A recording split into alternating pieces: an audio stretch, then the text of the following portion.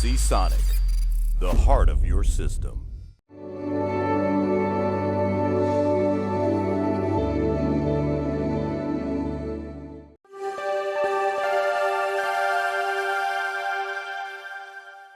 I'm the Award for Kit Guru here with Acer in New York for their annual press conference. They've specifically chosen Brooklyn in New York because that's a creatives area, it's up and coming, and a good chunk of what's behind me is to do with creatives. That's their Concept D, which I'll come to in a little while. So we saw some updates of laptops from their Nitro and their Predator series. They looked interesting enough, but the thing with them is they are Intel 9th Gen mobile. Now that's not yet been launched. We had a guy on stage who told us that they'll be coming in a couple of weeks. We already knew it's coming, that's 9th Gen in Q2, and that time is ticking away. Judging by these specs that have also been talked about, NVIDIA GTX specifically, there are also some new graphics coming to coincide with those new processors. Now we have had some leaks online to that effect, and this, as far as I'm concerned, confirms that. Acer had planned this press conference ages ago. And the timing in relation to Intel's launch of 9th Gen mobile, and quite clearly also these NVIDIA GPUs, which are happening at the same time, that just seems to be unfortunate. So it sounds to me as though Intel's prepared to say slightly more than they might otherwise say, which to be honest was not a great deal. So having done that, we then moved on to Concept D. D appears to stand for designer. We're talking here about kit for creatives. The funny thing is, according to Acer's own figures, 15% of gaming laptops are not used to play games. They never play games, let alone rarely.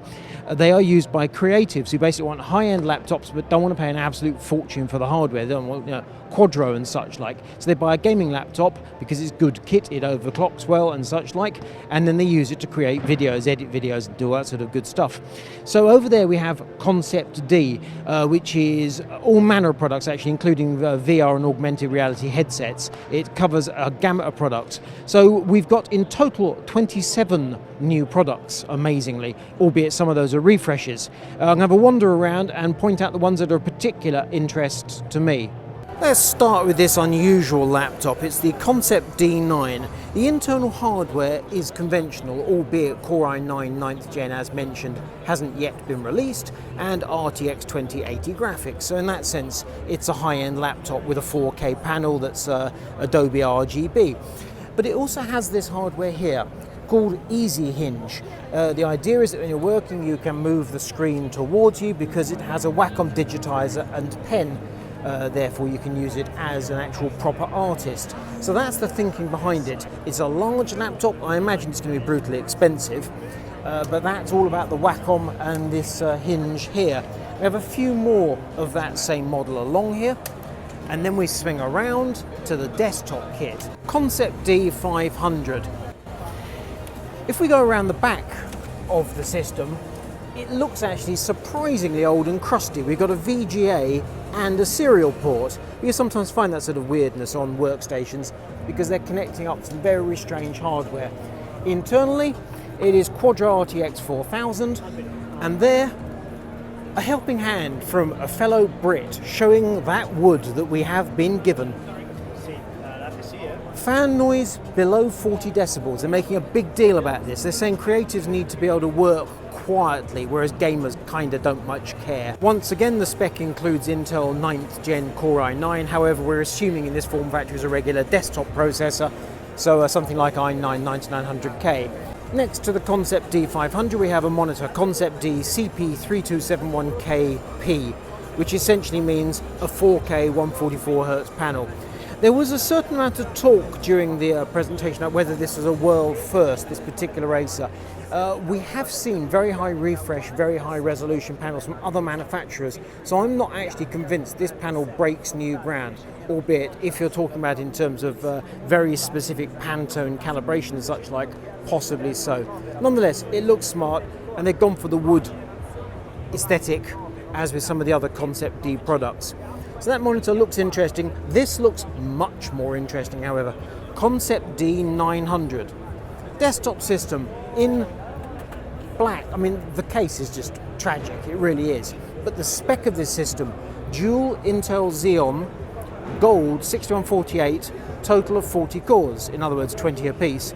Quadro RTX 6000, up to 60 terabytes of storage. And I'm fairly sure when they're talking about this, they talked about up to 128 gigabytes of ECC DDR4 memory, i.e. a stonking system. I'd love to see a review of that actually, if our man James Morris can get his mitts on that.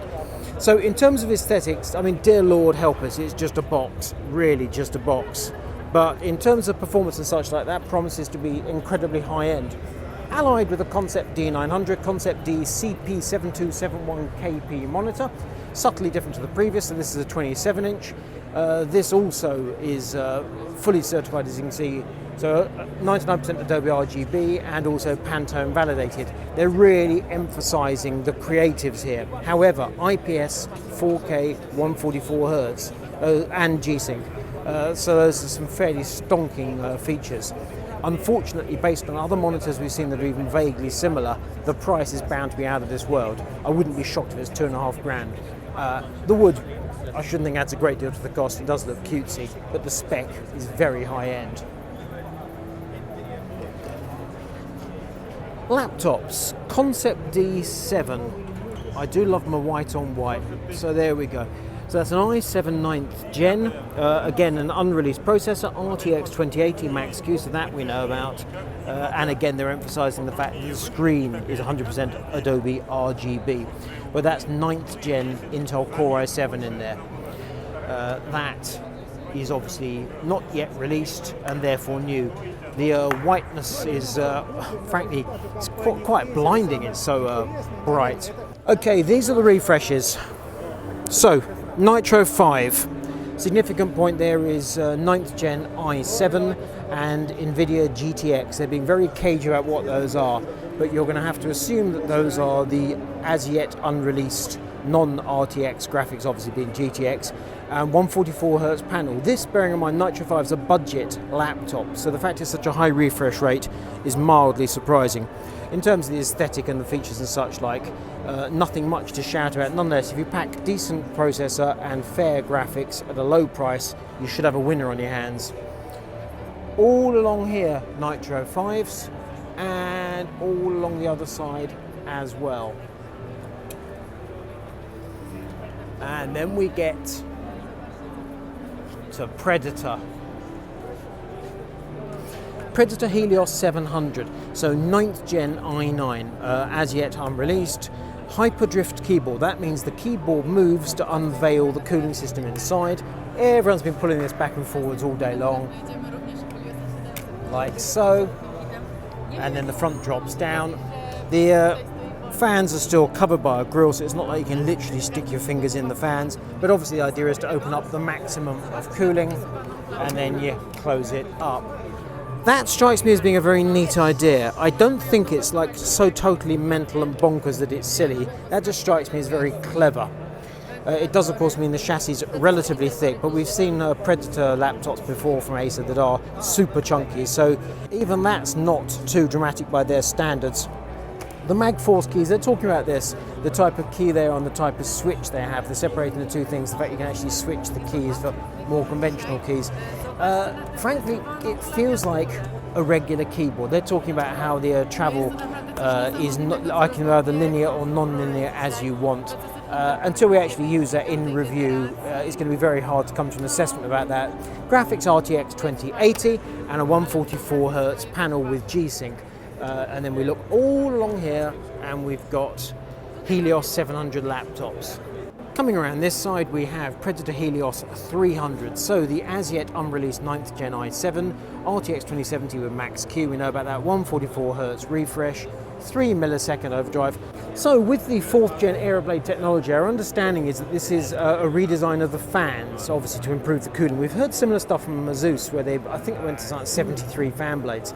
Changing the fans can make them a lot thinner and a lot more effective, so simply changing the fans can be a very big deal. Doesn't sound too exciting, but it might be hugely significant. So this laptop is a tweaked version of the previous Helios 300, and then we have more Predator laptops down here. Moving down here, various accessories, so backpacks and such like, they do love their accessories. Predator Orion 5000, obviously desktop, i9 9900K RTX 2080, and Cooler Master liquid cooler. So all conventional stuff. Now here's the thing. Chromebooks. Chromebooks are not a massive kit guru thing. They tend to be education and such like, and therefore not interesting to gamers and not particularly interesting to kit guru. These Chromebooks are slightly different in that they're intended for enterprise. Beyond that, it didn't say a huge amount. So for example, the fingerprint reader is an enterprise feature. But as Chromebooks go, it do look like a regular Chromebook. 8th gen Intel processor, aluminium chassis, so it's actually very thin and light. They're making a big point about that, and a very narrow bezel. Entirely conventional, but adding a fingerprint reader, and that makes it an enterprise Chromebook. So that's the 714. Around here we have the Chromebook 715, very similar, very basic spec, except it's larger. However, it is still thin and light. They're referring to brushed aluminium design. I have to say, as aluminium goes, it actually looks a bit kind of glitzy and shiny. Nonetheless, as a presumably very cheap enterprise notebook for business use, why the heck not? And then we have the refreshes of the Aspire range. So Aspire 7, interesting to see this, 8th or 9th gen i7 processor, latest NVIDIA GTX graphics, metal top and IPS screen, thin bezel. So that's about the processor. That's Aspire 7, Aspire 5. Aspire 5 up to 8th gen i7. In other words, that's not going to get the 9th gen, or if so, not yet. Depends how you want to look at that one actually. That could either mean they got stock to this model, they don't feel the need to stick in the latest processor. And then GeForce MX 250 GPU is obviously a very basic graphics, but again, quite a glitzy chassis. Aspire 5, that one is more gunmetal-y, same spec, all red. Aspire 3, that is the first time I've seen any mention of AMD today. AMD A series with AMD Radeon 530. I think we can agree that means it's going to be down at the cheaper end of the scale. And to finish up our tour of the Acer event, we have something most unusual, modded laptops. Unfortunately, they're right below the air conditioning units, which are hellish noisy. Just going to go up to those. And I really cannot decide if that's just a coincidence, because most of these laptops, they're working on the cooling side of things. So this has got some metal mesh, and this is purely add-on sort of glitz and bling and some metallic paintwork. We come around here, a similar thing. That's a Predator under there, isn't it? Yes, Predator Helios 500, so the brand new one. So that's just had a kind of paint job, as it were, with some add-ons. But that doesn't prepare you for what comes next, which, as far as I can work out, is a laptop with an external cooling system. We've got a rad under there. We've got a pair of pumps here, and another rad under there, and some wood. I'm not entirely clear what it is that this is saying about this laptop. Is it saying I can add on bling and make the thing enormous, or is it saying, my God, this thing needs all the cooling it can get? That is truly extraordinary to see. Quite clearly it's fun and games rather than a serious thing. I mean, when we looked at that Asus GX700 and then GX800 with external cooling, that was a big laptop. This is bigger, a lot bigger. So fun and games. And two final laptops, each of which have had a severe artistic makeover.